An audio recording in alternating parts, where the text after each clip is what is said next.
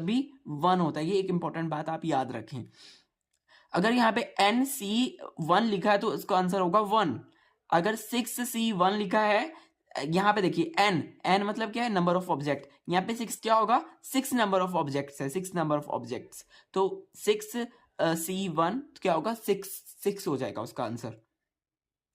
तो यहाँ पे टोटल पोजीशंस हमारे को गिवन है। टोटल पोजीशंस कितनी यहाँ पे हमारे को गिवन है, टोटल हमारे पोजीशन हमारे को 5 गिवन है यहाँ पर, क्योंकि 5 इंट्रामोलिकुलर डाइसल्फाइड बॉन्ड्स हम के बारे में, उसकी डिफरेंट पॉसिबल वेज कितने प्रकार से लिखा जाता है वो हमें बताना है। तो यहाँ पे टोटल पोजीशन हमें 5 गिवन है।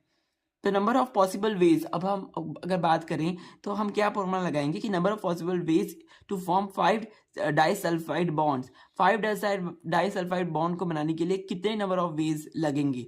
तो यहाँ पे हम C1 n-1, C1 n-3, C1 n-5, C1 n-7 n-9 total क्योंकि 9 टोटल कितने रेजिड्यूज थे, 10-16 रेजिड्यूज थे टोटल, इसलिए यहाँ पर ऐसे हुआ। इसलिए यहाँ पे n-1 किया, फिर उसके बाद n-3 किया, और फिर उसके बाद n-5, फिर -7 -9 ऐसे करना पड़ा।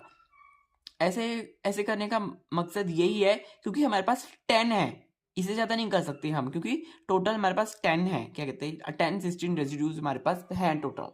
देखिए यहाँ पे लिखा हुआ है ना 10-16 रेजिड्यू, इसलिए हमें ऐसे करना पड़ा।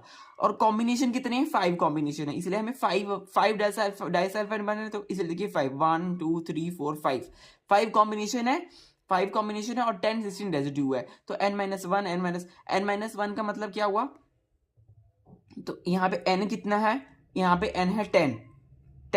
तो 10 में से 1 गए तो 9C1, तो 10 में से 3 माइनस किया तो 7C1, 10 में से 5 माइनस किया तो 5C1, 10 में से 7 माइनस किया तो 3C1, 9 माइनस किया तो 1C1।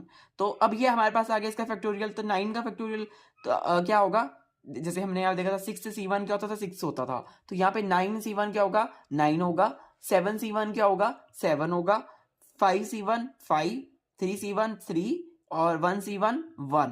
तो टोटल अगर इसको हम जब मल्टीप्लाई करेंगे आएगा 945। देखिए कितनी बड़ी इसकी रकम आ रही है। तो देखिए ना, इतने सारे कॉम्बिनेशन हम बना के तो बैठेंगे नहीं, है ना, तो इसलिए ये वाला हम लगाएंगे।